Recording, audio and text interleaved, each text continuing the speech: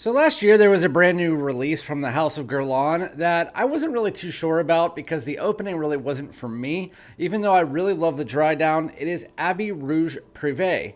Well, that came out, and again, I don't like the opening too much. It's very fougerish lemon, but we'll get into that in a second. Well, I just got this brand new release in. I had a fragrance haul that I got of all new releases, and you guys were telling me that this was, well, at least a few of you were telling me this was the release of the year, and so I needed to pick it up. I sprayed it on about 2 hours ago so I could give you a little bit of a feel of the dry down. This is Guerlain's Abbey Rouge Parfum. So that's what we're going to be talking about today. So without further ado, let's get it.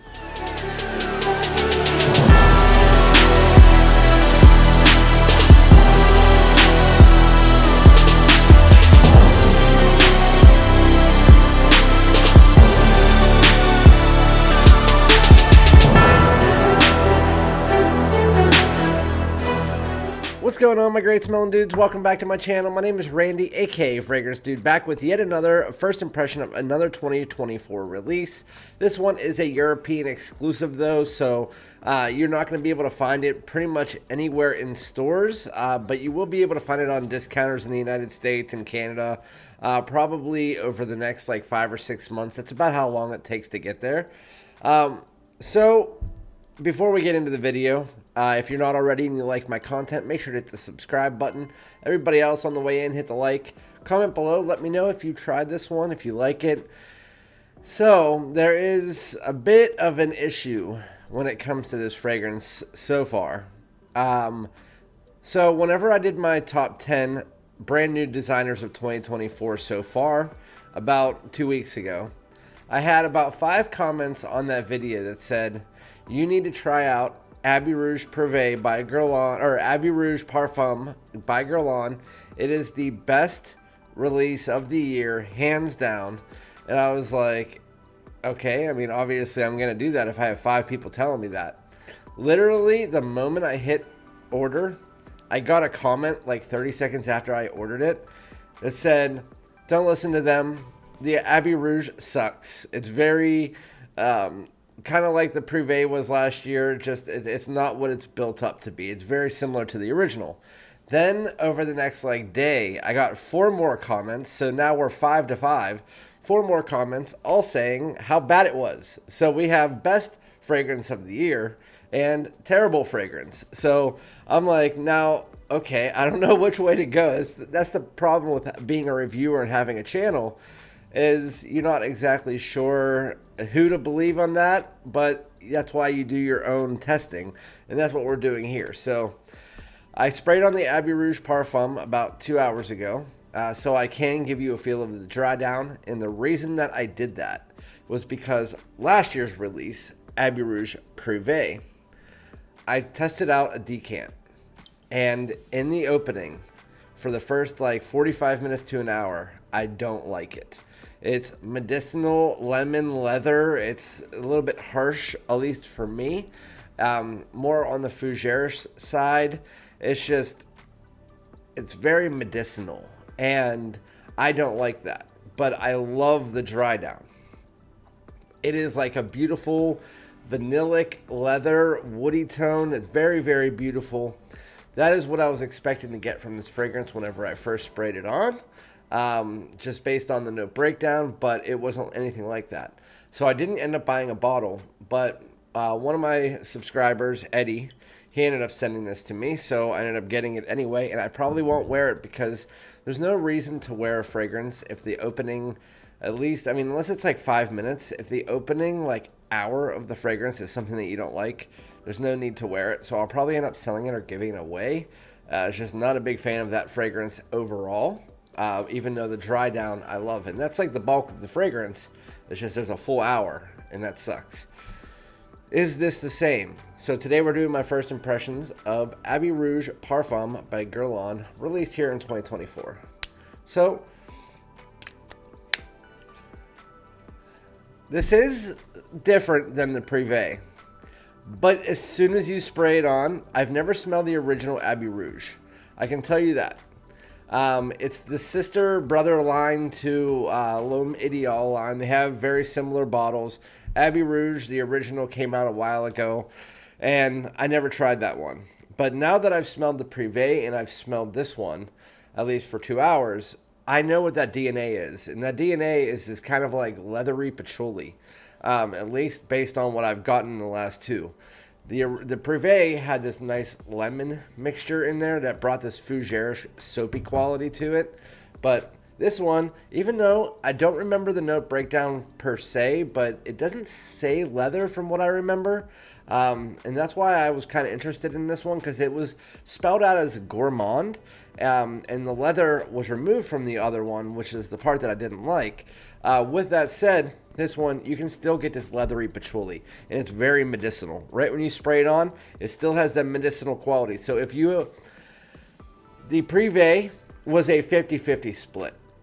And I'm starting to think that that's how this line is. You either really love this fragrance, like it's very gentlemanly, you love that style, or you just think it's medicinal and you don't like it. And that's what the Privé was. And I'm starting to think that's what this is.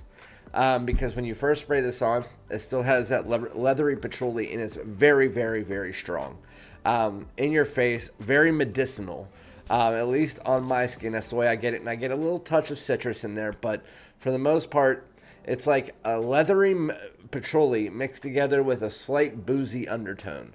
And then you also get a little bit of vanilla, but that does not come in until like way later. But like, especially if you smell it off the atomizer, I noticed you get more of that gourmand facet from when you smell it off the atomizer, because that off the atomizer is part of the dry down. And so in the opening, you don't really get that gourmand feeling. In the opening, it's very medicinal. Again, it has that really patchouli heavy, and it's not the style of patchouli that I like, that you would get in like Mugler's Amen Phantasm, Boss Bottled Triumph Elixir, or Elixir. I love that patchouli. It's like a sweet and creamy patchouli. This is more of a leathery patchouli mixed together with a little bit of booze. It's very medicinal on my skin. With that said, I didn't like this fragrance at all. So, I mean, all the way until about an hour and a half to an hour and 45 minutes. So, just like the Privé line did, when it got about 45 minutes in, it started getting that vanillic woody tone that comes in, and I really enjoyed that because it really took away that medicinal quality. And so that's the part of that fragrance that I like. This one, it takes even longer. Double the amount of time. It's almost an hour and 45 minutes until you start to realize that medicinal quality, that leathery patchouli is starting to go by the wayside, and you're getting a little bit of a powdery, vanillic, almost like a vanilla tonka mixture, and a little bit of a woody tone underneath there. And it becomes more of a like vanilla style fragrance, more like gourmand, a little bit of booze mixed together with it. Vanilla, which is what I was really hoping this was going to be. But it takes about 2 hours to get there.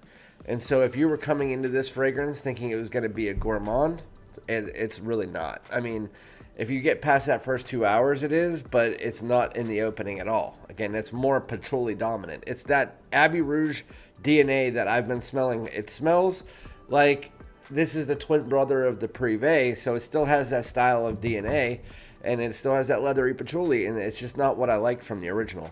And it even adds more into that. This one's maybe a little bit softer than the Privé, because the Privé was very strong, very medicinal.